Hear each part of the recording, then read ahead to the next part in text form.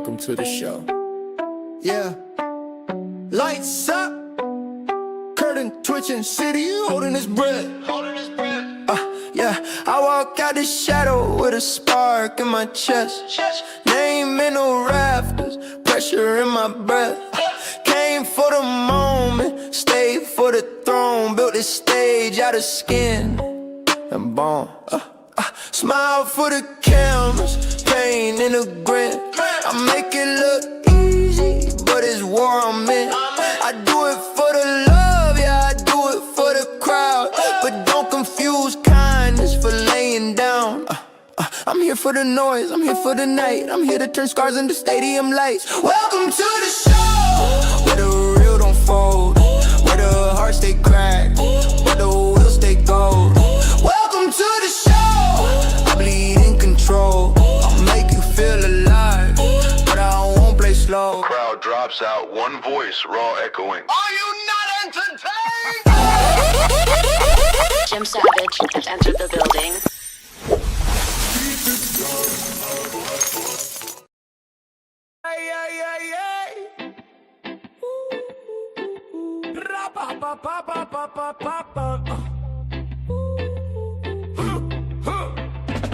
Hold savage, enter the algorithm with the likes. Share his content, then subscribe to them. I like subscribe and share like them savage, like them savage. Hit the likes, help savage enter the algorithm with the likes. Share his content, subscribe to them in the algorithm. In the algorithm.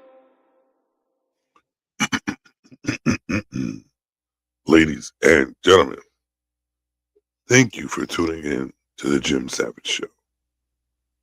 Before I get started, with all due respect, I have to do one thing, and one thing only, before we get started. Peace and love, my brother. First of all, let me take my shoes off before I come into the room. Peace and love to all the beautiful queens in the chat.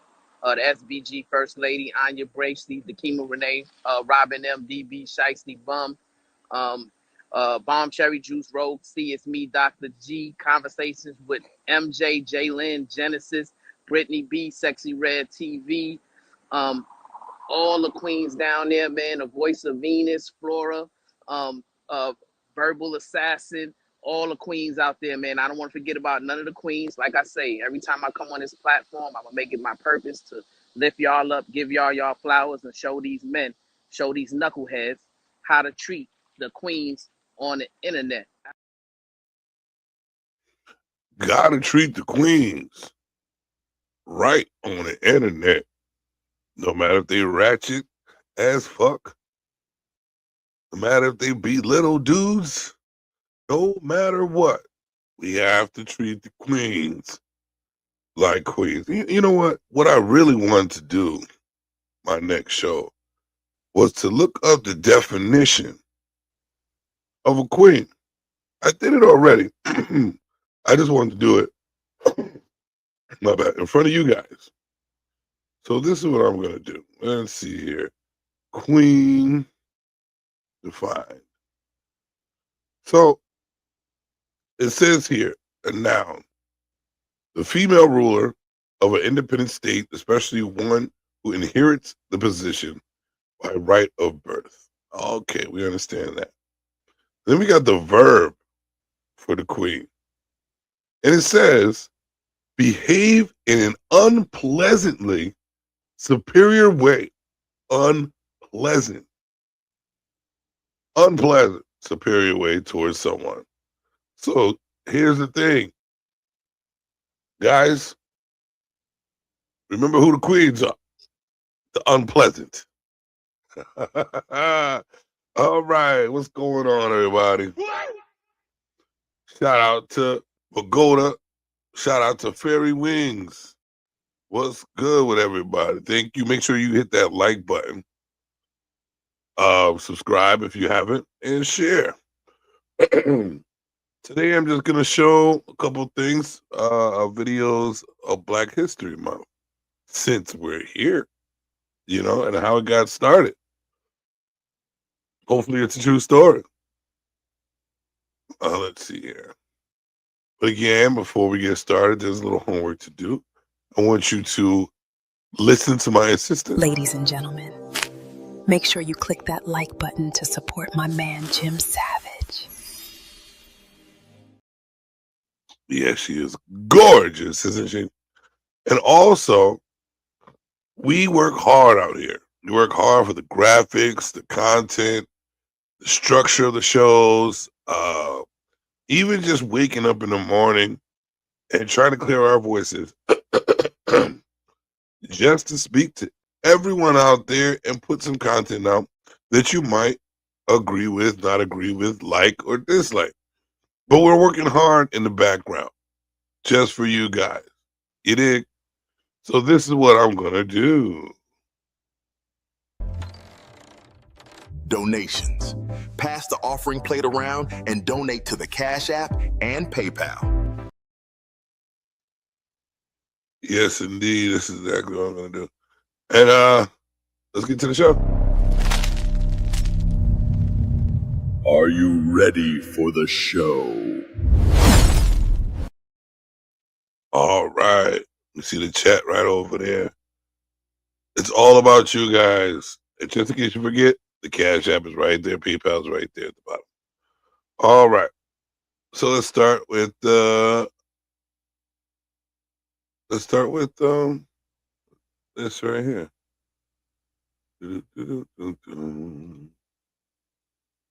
All right. I can put this on big screen. Share that. I'll put myself in the corner. Put baby in the corner.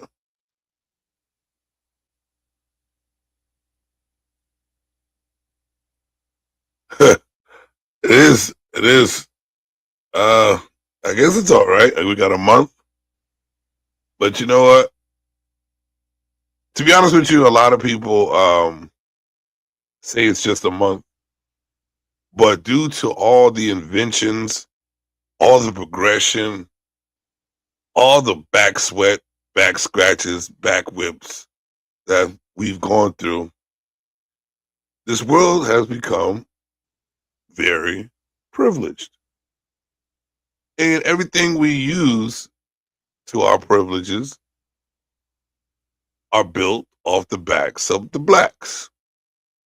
So, to be honest with you, every day is Black history. Everything we use is Black history. Everything that is copied is Black history. So I don't really pay attention to the month. I pay attention to the year. The more of our ideas that have been stolen and used to civilize this uncivilized world, I'm proud. I am very proud of what was stolen from us or what we created. So, due to that, let's watch a little bit of this. Black History Month, also known as African American History Month in the U.S., is an annual observance in Canada, the United Kingdom, the Netherlands, and the United States. It began as a way for remembering important people and events in the history of the African diaspora. It is celebrated annually in the United States and Canada in February, as well as in the United Kingdom, the Netherlands, and the Republic of Ireland in October. The precursor to Black History Month was created in 1926 in the United States, when historian Carter G. Woodson and the Association for the Study of Negro Life and History announced the second week of February to be Negro History Week. This week was chosen because it coincided with the birthday of Abraham Lincoln on February 12th and of Frederick Douglass on February 14th, both of which dates Black. Yo, y'all see Stanley right there? Oh, shit. They got Stanley next to the Lincoln. What? Communities had celebrated together since the late 19th century. From the event's initial phase, primary emphasis was placed on encouraging the coordinated teaching of the history of American Blacks in the nation's public schools. The first Negro History Week was met with a lukewarm response, gaining the cooperation of the Departments of Education of the states of North Carolina, Delaware, and West Virginia, as well as the city school administrations of Baltimore and Washington, D.C. Despite this far from universal acceptance, the event was regarded by Woodson as one of the most fortunate steps ever taken by the association, and plans for a repeat of the event on an annual basis continued apace. By 1929, the Journal of Negro History was able to note that with only 2 exceptions, officials with the state departments of educations of every state with considerable Negro population had made the event known to. You know, I think we should go back. Go back to dressing like like we dressed back in the day, man. Like, look decent going out somewhere instead of looking like scrubs, bums. Look at them; they all have like halfway button-down shirts, dresses, you know, jackets, pants, slacks, not sweatpants, hoodies.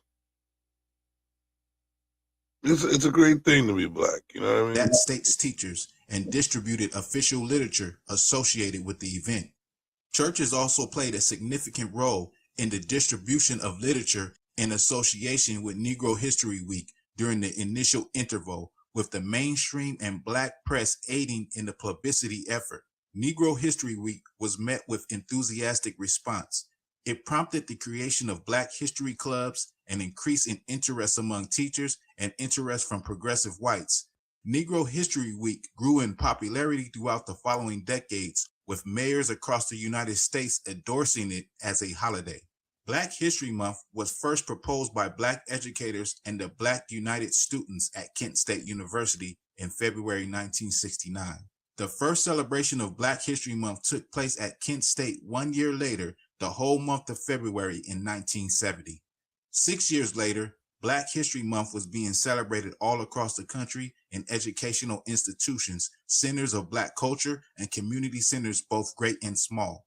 When President Gerald Ford recognized Black History Month during the celebration of the United States bicentennial, he urged Americans to, quote, seize the opportunity to honor the too often neglected accomplishments of Black Americans in every area of endeavor throughout our history. What Carter G. Woodson would say about the continued celebrations of Black History Month is unknown, but he would smile on all the honest efforts to make Black history a field of serious study and provide the public with thoughtful conversation and celebration. To you, the viewer that just watched this video. Indeed. All right. Just start off at the beginning, a little Black history. I do have another video I wanted to play, but I wanted to go to my inbox because I saved a couple of things about the inventions that we've some things that a lot of people wouldn't know that we've created out here. So let me go there and see. I forgot. It's a lot of things that I save in my inbox. Let's do this. Let's bring this over here. Stanley, what's going on with you, man? What's going on with you? Long time no hear from, I guess. Shout out to everybody that's in the chat.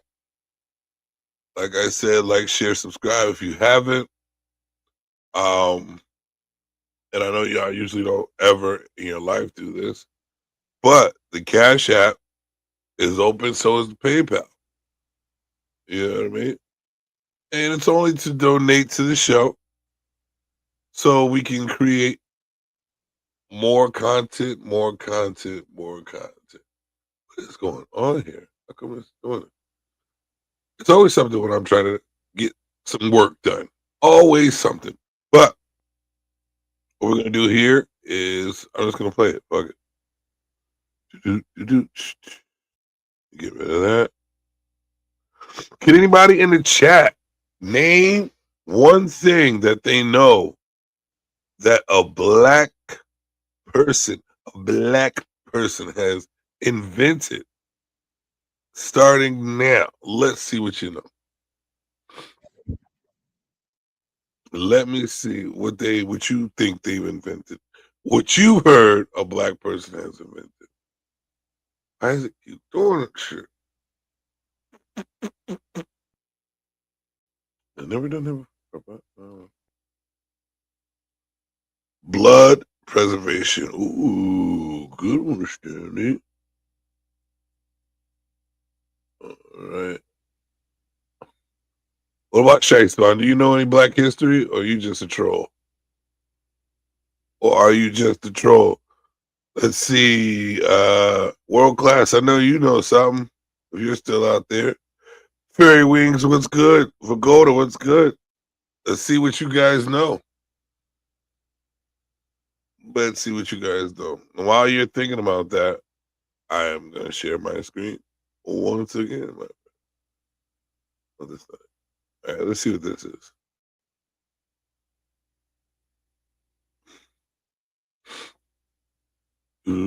His improved chamber commode. My bad, ladies and gentlemen. I really don't prepare for my shows. I just jump into it. Let's go. You need to hear this if you love discovering hidden heroes in history. The next time you step into your bathroom, remember, one black inventor quietly revolutionized it all. Let's talk about Thomas Elkins. Picture the 1800s. No indoor plumbing, just chilly outhouses and messy chamber pots in every bedroom. Uncomfortable, smelly and hard to clean. Then along came Thomas Elkins. Born around 1818, Elkins faced a world stacked against him, but that didn't stop him. He became a pharmacist, a dentist, and, most memorably, an inventor. Elkins looked at those dreadful chamber pots and thought, there must be a better way. His improved chamber commode made life cleaner, healthier, and a bit more dignified for everyday people. But Elkins didn't stop there. He even helped pioneer refrigeration, making homes safer and food fresher. His story, like so many black inventors, was hidden away by history. So next time you flush, remember, it's not just plumbing. It's a legacy of innovation, resilience, and brilliance we're only just beginning to celebrate. I know I want to give a shout out to him because one of my favorite places is the bathroom, taking a shit. One of my favorite places where I think the most. That's where I come up with all the ideas. Just taking a nice shit. Comfortable shit. Thank you, Thomas. Thank you for all your contribution to the comfort of the potties. You dig? Because if without, I can only imagine what the world would smell like. Or the uncomfortable and people. Y'all gotta think about that. Think about your ass. Think about your ass. Imagine what you would have to go through. Well, we can ask Stanley because Stanley is old. When you were growing up, did you use leaves to wipe your ass? Because, and were you on like the wood? Because if you were sitting on wood after other people shitted on the wood, I think that's totally fucking disgusting. I couldn't do it. So you got to give credit when credit's due. You know what I'm saying? Because I can't. I don't even like. I don't even like sitting on like using the toilet after other people. I always clean.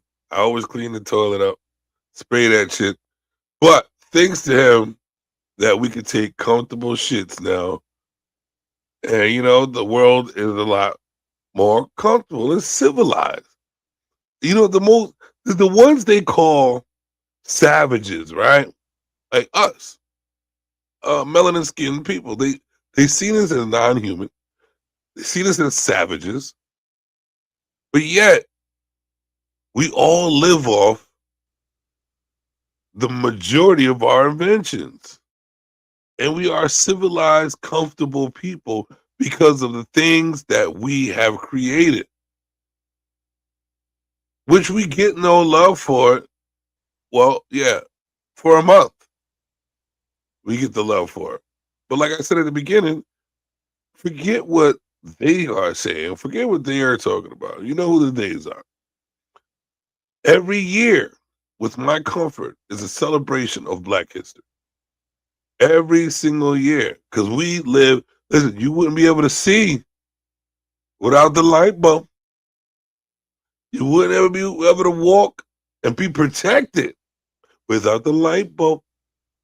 Because they told me when it was a blackout over there in Dominican Republic for like a week, oh, danger. Danger, danger. Let's see what this one is. White women complained so much about Black women's beauty that the government passed a law to cover their hair. And you probably weren't taught this in school. It was 1786. Louisiana. Free Black women in New Orleans wore their hair high and elaborate, styled, adorned with jewels, feathers, ribbons. They were confident, visible, and impossible to ignore.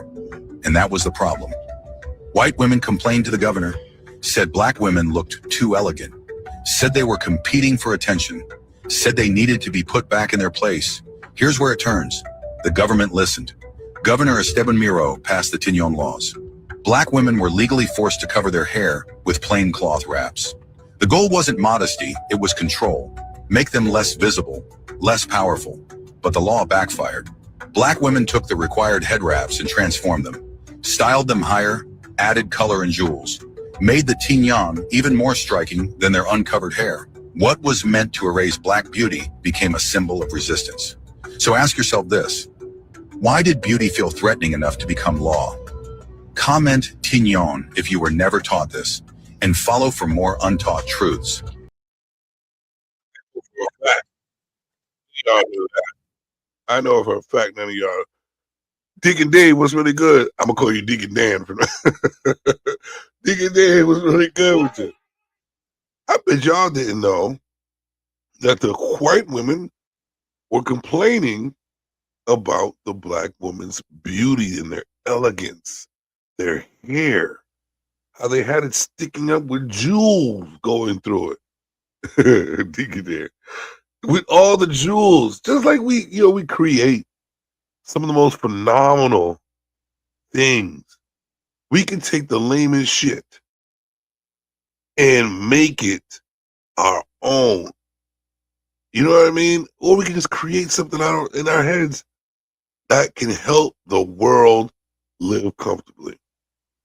Like watching a Black woman with natural hair, braided and bedazzled, is a beautiful thing. Because I can, Shiesty. I know that you simple-minded fuck nuggets think that just because someone dates a white woman, that their eyes are shut off to you Black women. Oh, I have a Black mother. I have Black sisters, aunts. Black is gorgeous. And I know that's just how y'all think. Like your minds are so diluted with trash that would be the first thing you would say, Shiesty Bum. Plus the last word of your name. So let's get to the next one. I love you though. I love you though. Early popcorn. Let's get it. Let's get it in. You know, I can be Shiesty. Not a bum, but I can be Shiesty as well. So let's see, what's the next one? I'm learning from you, Shiesty. I'm learning from y'all. Know y'all always talk about my white woman. Listen, I can go back. I already got you in the chat talking about my white woman. Don't start no shit, won't fit on shit. I feel all types of ways. I feel grand today, Shiesty. I feel like that ever since I was told that you were a bad mamma jamma, that I might have to have a dream about you. But here we go. Let's see. Boom, boom, boom. The next one here. You're so corny. Stop the cat. Shut your ass up. All right. The next one. Let's see what this one is. Dr. Percy Julian, the grandson of enslaved people, became a leading American chemist. In 1949, he developed a large-scale method to synthesize cortisone and hydrocortisone from soybeans, replacing expensive animal sources. His work made treatment for arthritis and inflammation affordable for millions worldwide. Dr. Percy Julian. That was quick, but black chemist is a plus. Black chemist is definitely a plus. Cortisone, I need that shit. I got bad knees. I have bad knees. And for the comfort in walking, as you notice, I keep saying the comfort in life, the comfort, the privileges. Mr. Center of the World was good with you. It's Black History Month. And these inventions that we have distributed or allowed to be stolen from us, they make the comfort of life. You know what I mean? Like I am so proud of the melanin skinned people.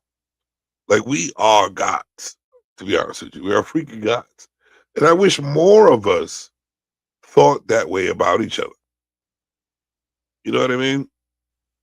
You know, I'm gonna take I think it's unnecessary if we can't look at it directly. So I'm gonna take that off my screen. Wow. And I might have to make my face a little bit bigger. Let's do this. Do-do-do. Do-do-do. All right, that's much better. You can see my face. All right, glad you can see my face. So let's do this. The next one. But you got to be proud. You have to be proud of us as melanin skinned people. We are the world. We are the children. We are the ones that make a better place for you and me. Oh, let's not do that.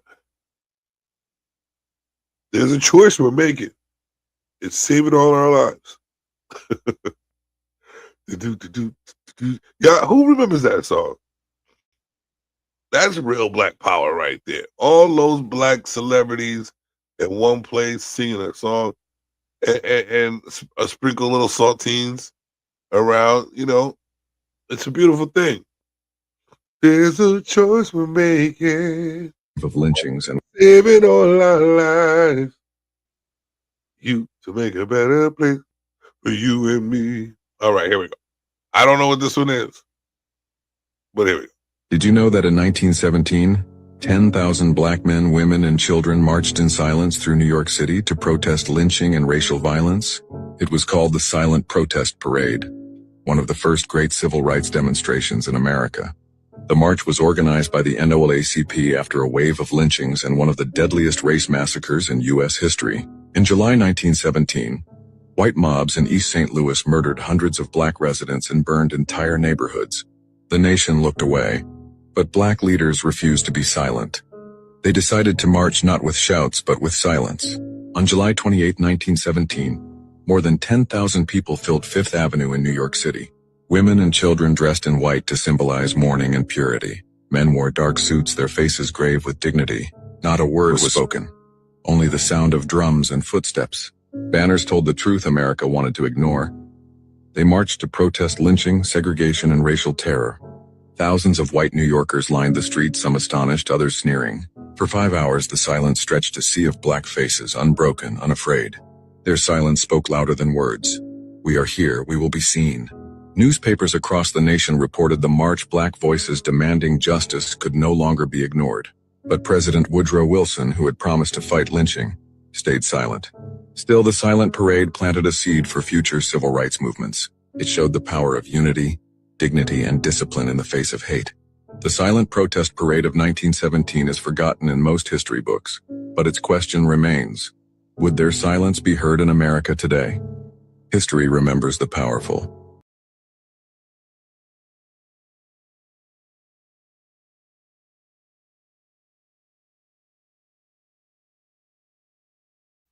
Y'all know what I think about all the time? What would happen? How would the world be if if we stuck together as one people, how would it change? How would it change everything? If we decided to unite and be the strong, be that strong movement that we've been looking for, that we need actually. And I know a lot of people might say, you know, blah, blah, blah, blah, blah, about black people, you know, sticking together. But this is how we live. This is our tribe. This is how our tribe lives together. It's hard for us not to survive. I mean, it's hard for us to survive if we're not together. We don't, if we really look at it, we don't live, think, act, relate, or even teach our kids like other people. But yet, we find every excuse, every simple, smallest excuse to keep ourselves segregated. When we know the type of people we are. Yes, Stanley, we're tribal people. You should know this. You read books. Oh, yes, Shiesty we. You see? You see what I mean? Just like that. The smallest idiotic words that keep us segregated. Tribe, we, how dare you talk about us like this? We're supposed to be the idiots away from each other. We're supposed to be segregated. We're supposed to be apart. This is the stupidity that we have doctrine in our minds, in our brains. It's always to fight against each other. I don't see anybody doing anything about Black history at all.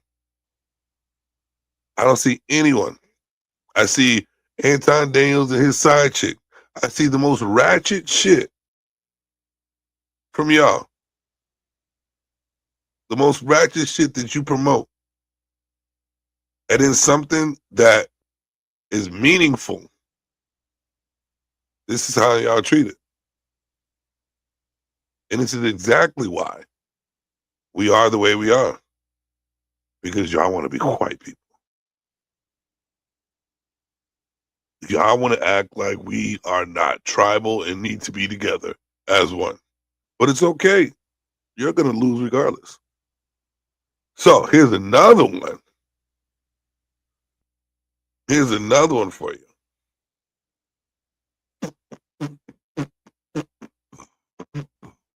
Stanley, we know what you do, so it really doesn't matter what you say.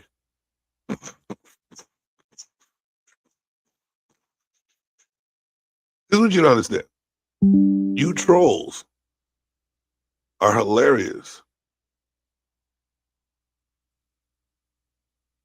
And that's all you're ever going to be. Let's see. All right. Here we go.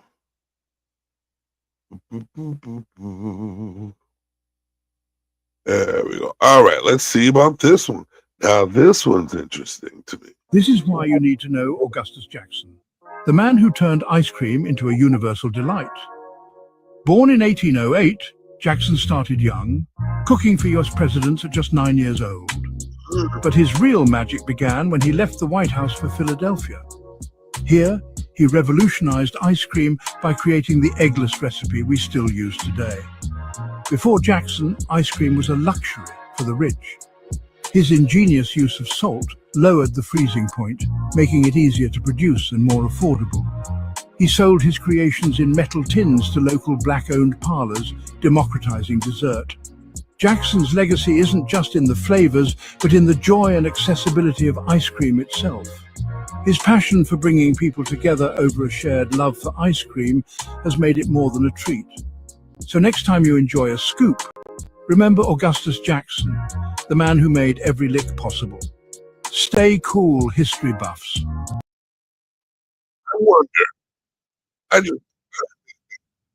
I wonder if they, if he was that owl, how many licks did you take to get to the put? I'm just playing. Here's a joke. But yes, every summer. Every summer, you enjoy a cool snack that keeps you cool in the summertime with flavor. With flavor. The invention of blacks. The blacks. I'll probably haunt you, Stanley, when I say the blacks. You probably get goosebumps. Your hair probably stick on top of your head when someone says the blacks. Start looking around. Where's John Gold? Oh my God. All right. Let's see. What other Negroloids thing do we have? Bedtime stories. Okay, let's see what this is. I don't know. Let's see. I know you prefer Italians. We like white women.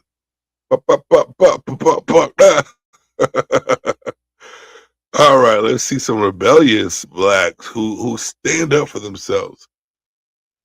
I actually prefer Italian ice too, because I'm lactose intolerant. I'll be shitting all over the place if I eat that ice cream. But it's still delicious. And it's an invention from the blacks. All right, what else we got here? With all this black power around us, all this melanated, godly. You know what I mean? Nigerian, I prefer Somalian toast. I just don't have to say anything. It is what it is. So here we go. You refused to wear the medal. You are looking at one of the most controversial moments.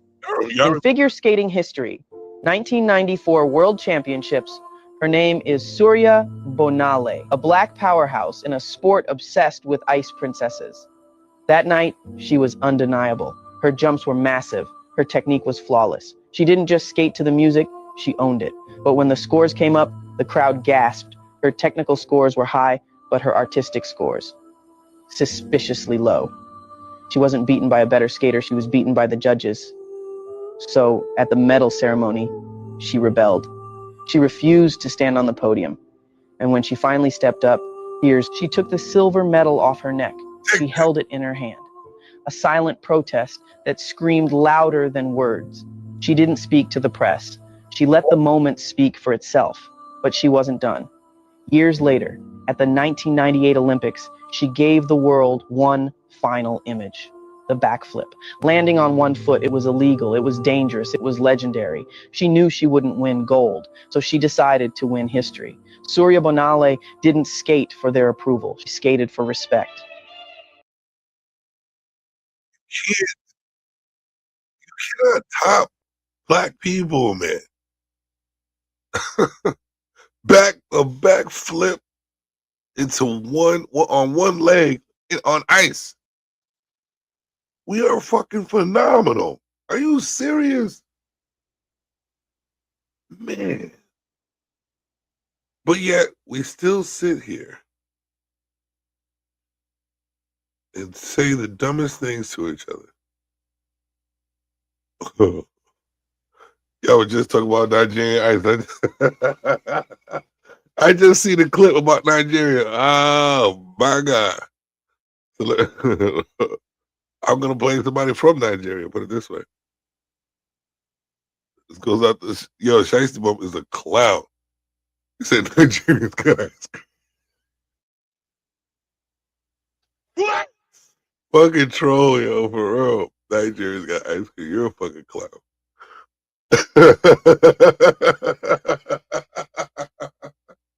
Why wouldn't they have ice cream, Jackson? Oh my God. Look up. I'm gonna do that after this one. Oh my God, it's got me sweating over here. Let me see what Godfrey got to say. I haven't watched none of these. I just, clipped them. I watched a little bit and then clip it. I was offered one time, they wanted, the roast on Comedy Central. They wanted to do, and this is no diss to them. It's just they wanted to do a roast of historical figures. Like they do the drunken comedy thing with the presidents and stuff. They said, we want, you play Malcolm X, right? And then they're roasting. I go, no, I'm not doing that. Hell no. And they literally, my manager, My agents were like, "What do you mean?" I go, "Malcolm X, Are Martin you Luther getting King, feelings? Medgar Off Evers, limits. James Baldwin, Harriet Tubman, Sojourner Truth. I don't play games like that." Off limits. I said the Yeah. reason why, and remember, I'm not foundational Black American. I'm Nigerian, but my parents were able to come here because of the Civil Rights Bill off of Black American sweat. I said, I'm not playing that game where these guys took a bullet. All these guys that I mentioned took a bullet so that I could be here, so that we could all at least have some kind of freedoms. Yeah, our ancestors have taken bullets, whippings, all types of things, so we could be here comfortable. What is this? So we can be here and enjoy the luxuries of life. What is this? Hold on, let me see what this is first. This might be some Black history too. You don't trust anybody, Chastity Bob. No, I'm not gonna do that one. This is crazy. But yeah, let me look. What was it said again? It's called Fan Yogo. Yogo? Fan Yogo. Okay, let's look that up. Let's see if they got some Fan Yogo here. And you said that's Nigerian ice cream. How did that taste, Yeti? How does that taste? Does it taste like American ice cream? Does it have that nice, cool? Let me see. What is it called again? Fan Yogo?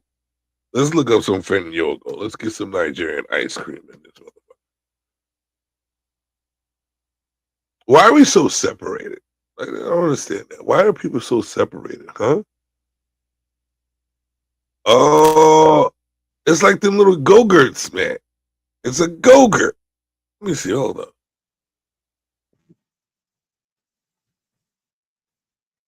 Okay. All right, let y'all see. It's a Go-Gurt. It's a motherfucking Go-Gurt.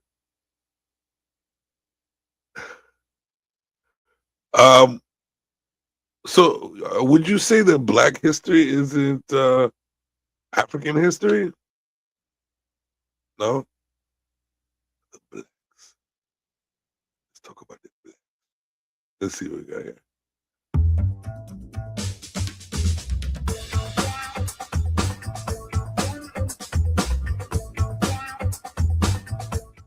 It's a Go-Gurt drink. It's a Go-Gurt. Ooh, damn, I erased everything. Yeah. I don't like those Go-Gurts, man. Is that what the is that the closest? Yeti, is that the closest y'all have to ice cream? Is Go-Gurts? Cause yeah, I don't know about that because I'm definitely lactose intolerant. Let me see. History. Adventure. All right. Excellent. Let's see what we have here. Okay, 100 things. Let's do that. This is going to be interesting. I want to share this.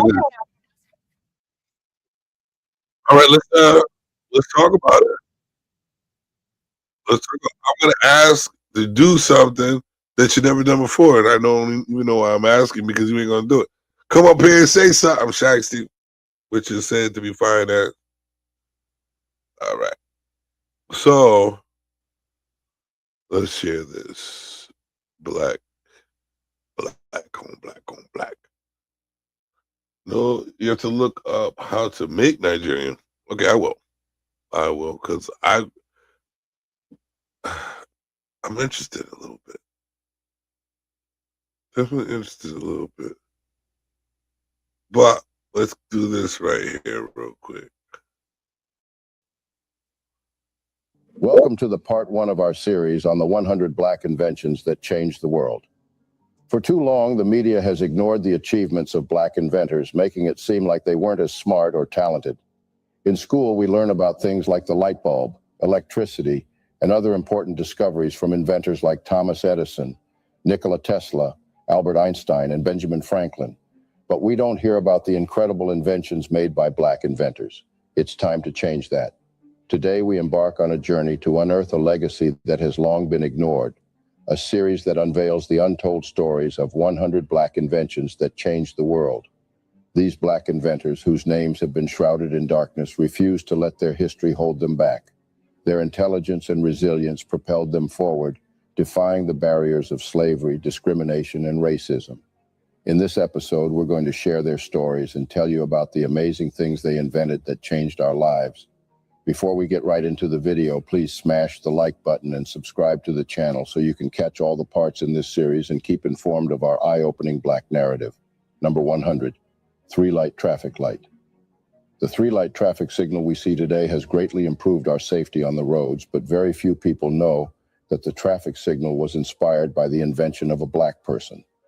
The person behind this brilliant invention was Garrett Morgan, an African-American businessman and inventor. He lived in Cleveland, Ohio, and was the first Black person in the city to own a car. In 1922, he witnessed an accident between a horse-drawn carriage and a car, which inspired him to find a way to prevent such accidents in the future. At that time, police officers were responsible for directing traffic, but it was difficult for drivers to see them, and their signals were limited to just stop and go. This made it hard for drivers to navigate through traffic. So Morgan came up with a new idea. He invented a traffic signal that had folding arms with signs that said stop and go.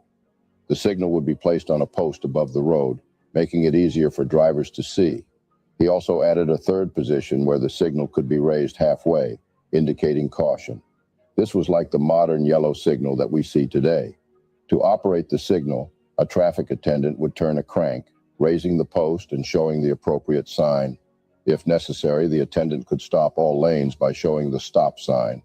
Morgan's invention was patented in 1923, and he sold the rights to General Electric for $40,000. Number 99, home security system. The 1960s were one of the most dangerous times in American history, and for a Black woman whose husband was always working at odd hours, staying alone in her home at night left Marie Van Britten Brown feeling pretty vulnerable. Unfortunately, their neighborhood had a high crime rate, and Marie was concerned about the slow response time of the police. In response to this, Marie came up with the first home security system when she was 40 years old. Initially, their invention consisted of 4 small windows, a movable camera, TV screens, and microphones. The cameras could move from one window to another. These cameras were connected to TV screens inside Marie's home. By using the TV screens, Marie could see who was at her door without actually having to be there physically or open the door. Do y'all see the genius? The genius? Oh, I'm just so, it's mind-boggling. The microphones were also important as they allowed Marie to communicate with the person outside without having to face them directly or open the door. Marie Van Britten Brown's invention of the home security system has had a significant impact on the security systems we have today. Her innovative idea paved the way for further developments and improvements in security systems that are still used today. Number 98, folding bed. In 1885, African-American inventor Sarah Good would create one of the most famous inventions designed for maximum comfort. Her patented folding bed would inspire the modern-day Hold on, so the futon, pretty much. Because I remember seeing this in movies where the bed comes out the fucking wall.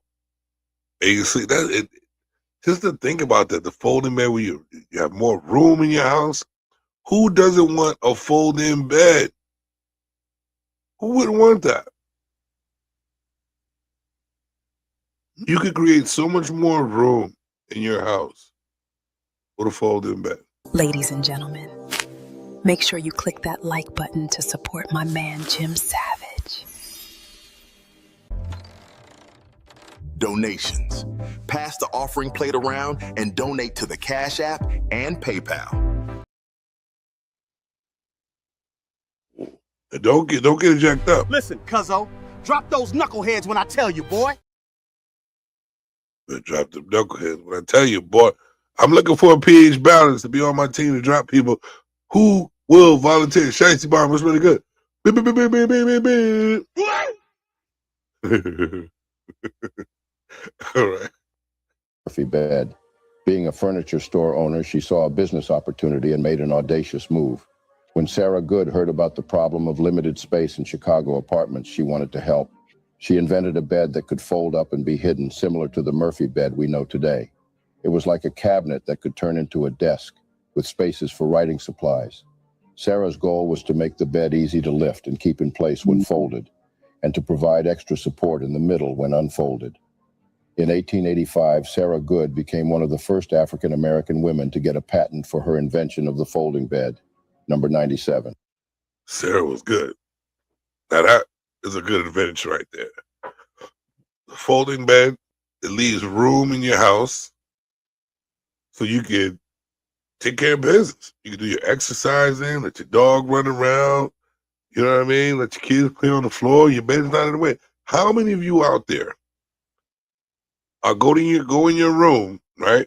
And your bed is more than half of your room. Your bed's more than half of your room. You have no room to do anything, not unless you have a big house.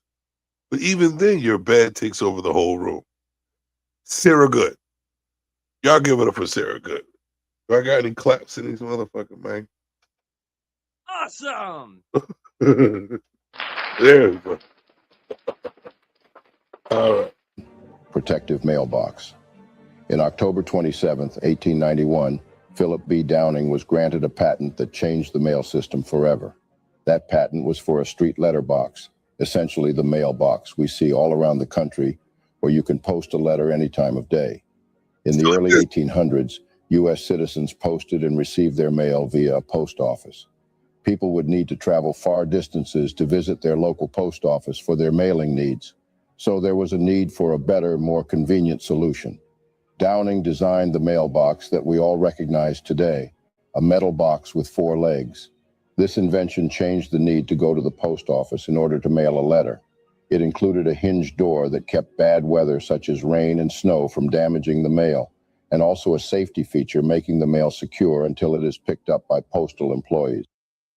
Do you understand that instead of a horse galloping around for days to get your mail there, or for you to even travel to put your mail somewhere, this man has invented the mailbox, where one person goes and collects all your mail so you can get the information to another person. Convenience, comfort, security, and communications. Black power. Black power. The Downing letterbox patent became the basis of the letterbox we have today. Number 96, blood banks. It's impossible to determine how many hundreds of thousands of people would have lost their lives without the contributions of African-American inventor Dr. Charles Drew. This physician, researcher, and surgeon revolutionized the understanding of blood plasma, leading to the invention of blood banks. During World War II, there was a great need for blood transfusions due to the large number of casualties, but there were challenges in transporting and preserving blood for long periods. Recognizing this problem, Drew focused his research on finding a solution. He developed a method to store and preserve plasma, which is a vital component of blood, separately from whole blood. This allowed plasma to be stored for longer periods without losing its life-saving properties. He also came up with the idea of blood banking, which involves collecting, testing, and storing blood so it can be used for transfusions when needed. Drew's work was a game changer. It not only helped save many lives during the war, but also paved the way for advancements in blood transfusion techniques. His ideas and innovations laid the foundation for the modern blood banking system that we rely on today. Number 95. One blood, one blood. Man, the more I watch, the more exciting I am getting, and the more I feel warm inside. My softer side, my softer side is coming out. You know what I mean? To see all this black love and this community, the community, these inventions are brilliant. Just to think about everyday survival. Man, black people are fucking brilliant. God. 5. Refrigerated trucks. Commercials. So while this commercial goes, because I don't want to get denied. But don't you think it's a beautiful thing to see all these wonderful inventions? All these wonderful inventions by black people. And they're still used today. Today. There's no such thing. So they're trying to trick you into thinking that it's only a month. Man, this is life for us. We make sure everybody is safe and privileged, to be honest with you. Just like what I saw at the beginning. My favorite place is the bathroom. The toilet, without a comfortable toilet, I'm a rat. I can't do it. I can't do it. Might as well just shit on yourself.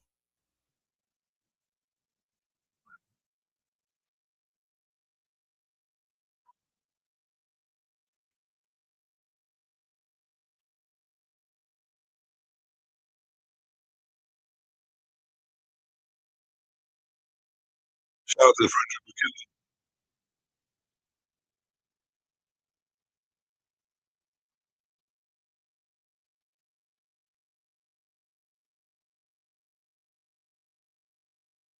Drugs.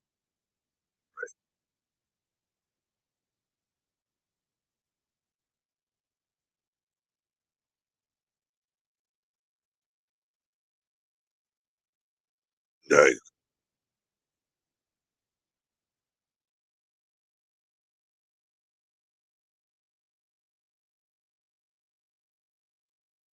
Do you understand? Till this day, they use that invention. In order for you to get your meats semi-fresh, I'm just putting it fresh, cold, ready for you to buy and cook so you can chef it up for your kids when they're annoying the fuck out of you. Mommy, I'm hungry. I'm hungry, mommy and daddy, I'm hungry. What? That invention helps you help your kids and your family, especially on Thanksgiving. All those cold meats.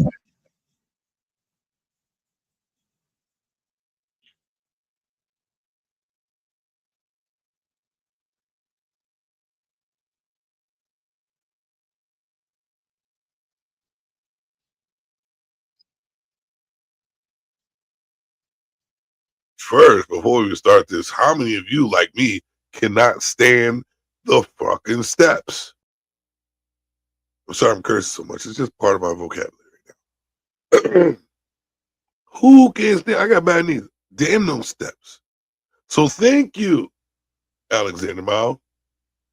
Thank you for making it comfortable for a knee cracking like me to get to the top floor.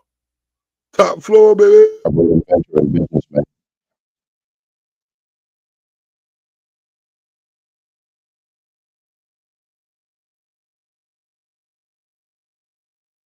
Still used this day.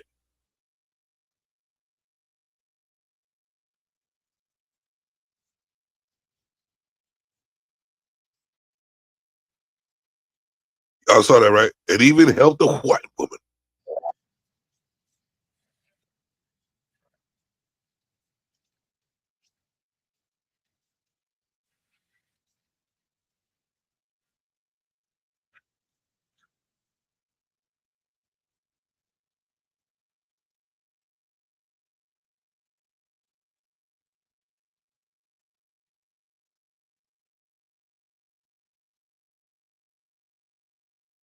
Yo, just listen to the details in the working of the elevator.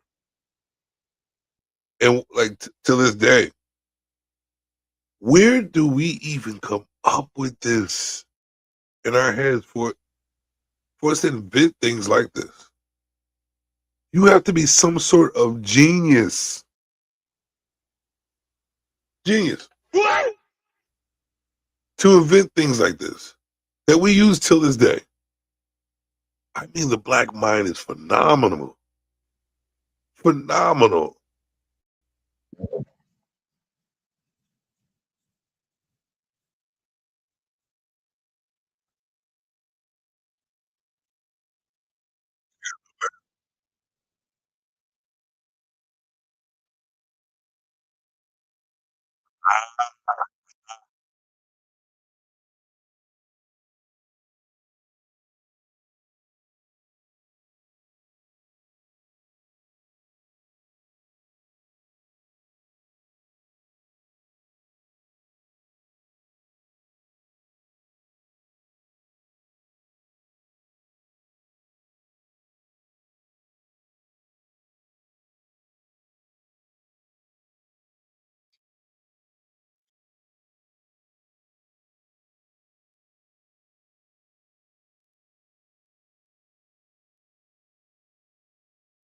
Back to my favorite place, the bathroom.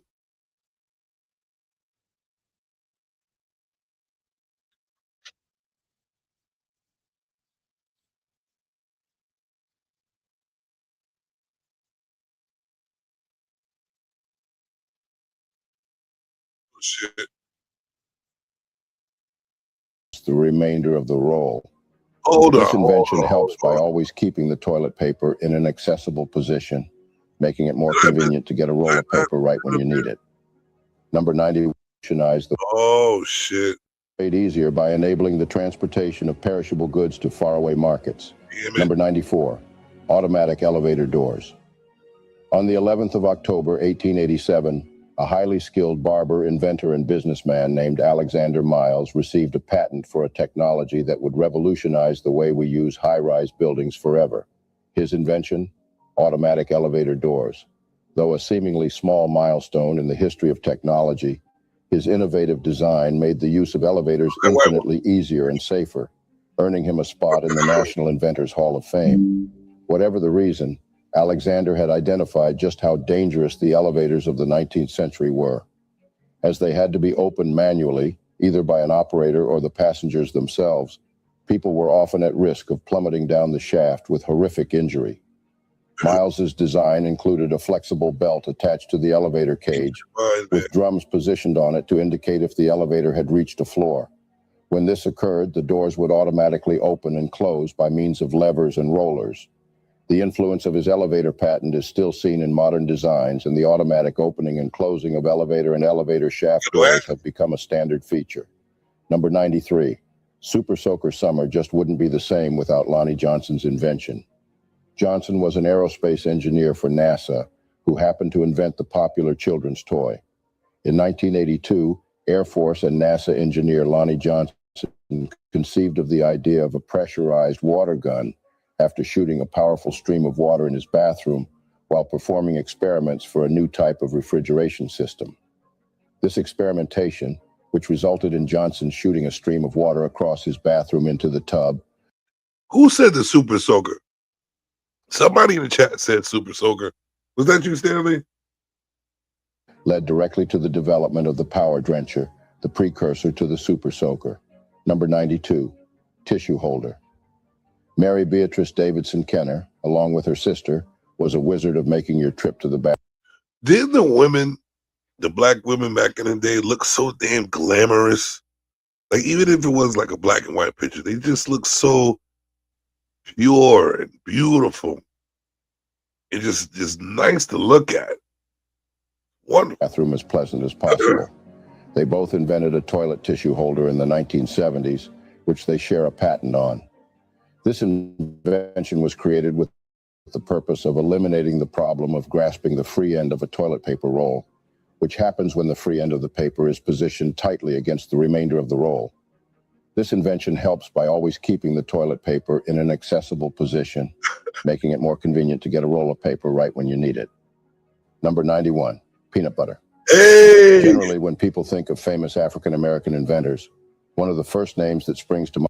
Vagoda, you're right. Peanut butter. And you know what? Without the peanut butter invention, Reese's would not have been invented. And I am the biggest fan of Reese's Pieces. Wow. Peanut butter cups, actually. Reese's peanut butter cups. The best. The best. Mind is George Washington Carver. Perhaps most famously, Carver's inventions included the discovery of over 300 different uses for peanuts, such as making cooking oil, axle grease, and printer's ink. Carver was the first African-American student accepted to Iowa State and quickly became a campus leader and excelling in botany and horticulture. After finishing his education, George Washington Carver was convinced by Booker T. Washington to serve as the director of agriculture at the upstart Tuskegee Institute. Though the job offered very little in terms of pay, Carver took the position and ran with it. It was there he devised his method of crop rotation. Through the system, crops flourished, but a large surplus of peanuts also developed. This led George Washington Carver to develop alternate uses for the peanut.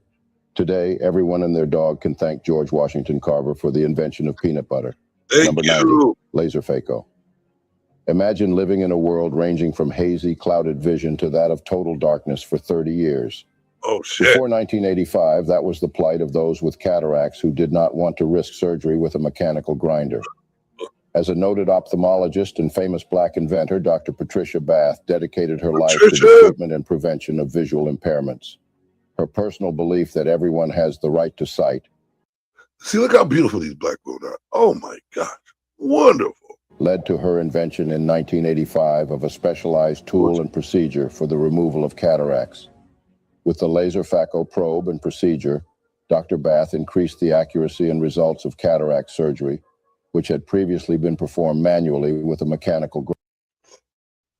Oh, that looks like it's going to be a commercial. Yeah, if I talk, right, and you don't see the screen, remind me that I dropped that off. Because I was talking and watching it myself without y'all watching it. It's a commercial right now. Let's get rid of this commercial. I'm so proud of, I am so happy, proud of people. The earlier age ones, because probe invention and the development of the procedure for its use, Dr. Bath helped restore the sight of several people who had been blinded by cataracts for up to 30 years. Number 89, automatic gear shift. Richard Spikes was a well-known inventor whose automatic transmission for the car gears and other automotive-related inventions transformed the transportation industry. Spikes invented the gear shift to help keep the gears. I, myself, did not know that. Holy everything. Do y'all realize everything that we use today is black invented? Wow. Constant for different speeds, which also helps people to drive up hills. In December 1932, Spikes received a patent for an automatic gear shift device based on automatic transmission for automobiles and other motor vehicles. Number 88, dustpan. The first dustpan was invented in 1858 by American inventor T. McNeil, for which he was granted a United States patent. However, it was Lloyd P. Ray's improvement that gave us the dustpan we all recognize today. The African-American inventor made improvements to the dustpan by the addition of a short wooden handle and a collection. So instead of using a cardboard that you that was sitting next to the trash, he created a dustpan. You know, similar but a little more convenient. Collection plate made of metal, and this invention was patented in 1897. The addition of a metal plate and a short wooden handle allowed sweepers to collect trash without getting their hands dirty. Due to the convenience it provided, Ray's invention quickly became a household staple. Number 87, gold tee golf was totally a different sport before Dr. George Grant came along. Prior to the invention of the wooden tee at the turn of the 19th century, golfers made tees out of sand. Courses would supply each hole with a box of wet sand from which the golfer would fashion a raised mound using either his hands or a cone-shaped mold. In 1899, Boston dentist Dr. George Grant, frustrated with this tedious and messy process, invented a wooden golf tee. However, it wasn't until William Lowell, another dentist, invented the ready tee in the early 1920s that using a wooden tee became common practice. Number 86, lawn sprinkler African-American inventor Joseph H. Smith improved upon the lawn sprinkler by patenting the first rotary head lawn sprinkler in 1897 that sprayed water in two directions. In 1898, he was granted a second patent for modifications and improvements to his original design. His invention eliminated the need to drag a hose over the lawn and reposition it periodically to ensure a relatively even watering of the lawn. Beautiful. Number 85, modern toilet. Thanks to Thomas Elkins, your bathroom breaks are as comfortable as ever. So I'm starting to think that black folks really took a lot of shit back in the day. So they like focused on toilets. Yeah. And I'm glad they did because it's nothing like taking a comfortable shit. I love it. Elkins didn't outright invent the modern toilet. His improvements to the chamber commode would inspire the mechanics of the modern toilet. His patented design came with several amenities, including a bureau, mirror, book rack, washstand, table, easy chair, and earth closet or chamber stool. Whoa. Over the years, the toilet would go through several modifications to become the porcelain throne it is today. Number 84, ringing mop. In 1893, Thomas W. Stewart would devise an invention that would make cleaning less of a back-breaking labor. The ringing mop we know today was inspired by his invention, which provided a way to care for the slate, stone, or marble floors that were a feature of the homes of the aristocracy, and later the middle classes. Thanks to his invention of a clamping device that could wring water out of the mop by using a lever, floor cleaning was not nearly the chore it once was. Number 83, reversible stroller. Modern-day reversible strollers and baby carriages are the work of African-American inventor W.H. Richardson. Although the first... Do you see, ladies and gentlemen, the comfort for your children? Everybody uses it. All race use this invention. Oh my God, it's just phenomenal what we do. The first baby carriage was invented in 1733 by William Kent for the Duke of Devonshire. Its lavish design made it harder for everyday individuals to have access to them. However, Richardson patented a new type of baby carriage on June 18, 1889, that was more efficient and affordable. The design featured wheels that could turn 360 degrees in a smaller turning radius. The bassinet was also designed so it could face out or in towards the parent. Over a century later, his invention is still a popular choice among parents. Apparently, you can go from zero to a complete site and just... I knew it was going to go to commercial. Good. Hold on.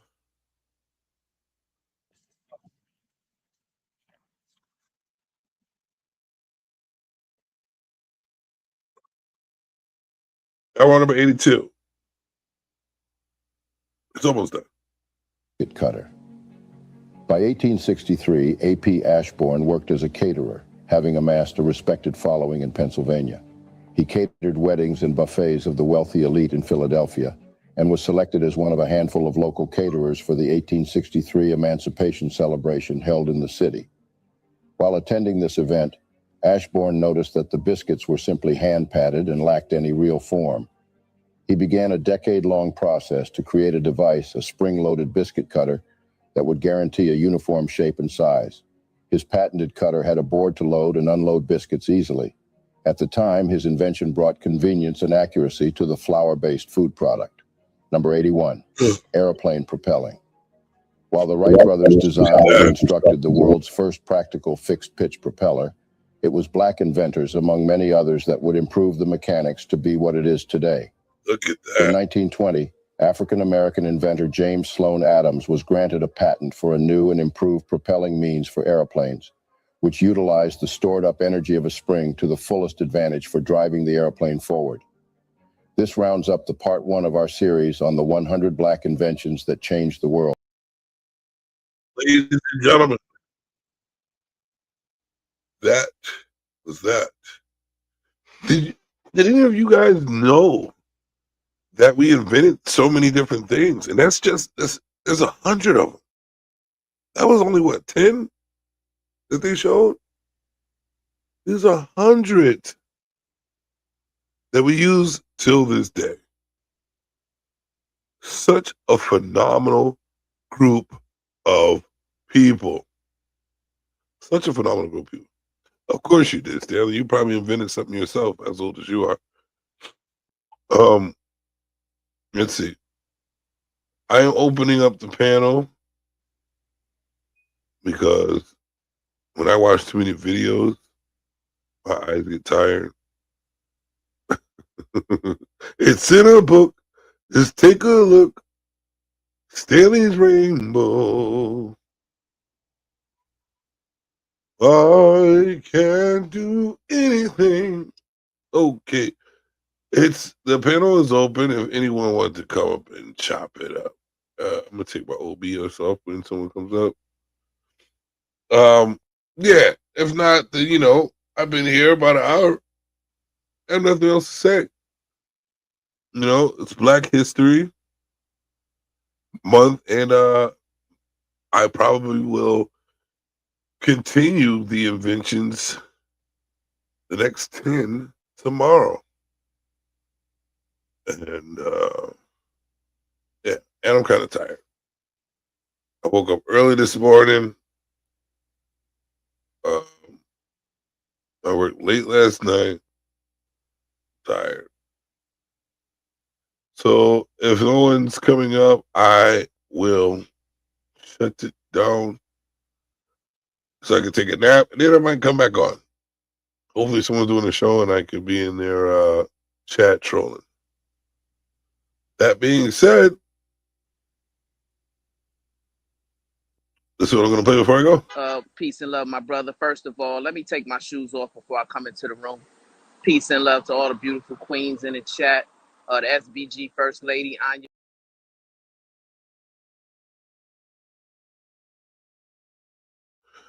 I wish he didn't mute, but I told him to shut the fuck up. Y'all have a good night. I'm out of here. I'm going to take a nap, and then I'll be back. Have a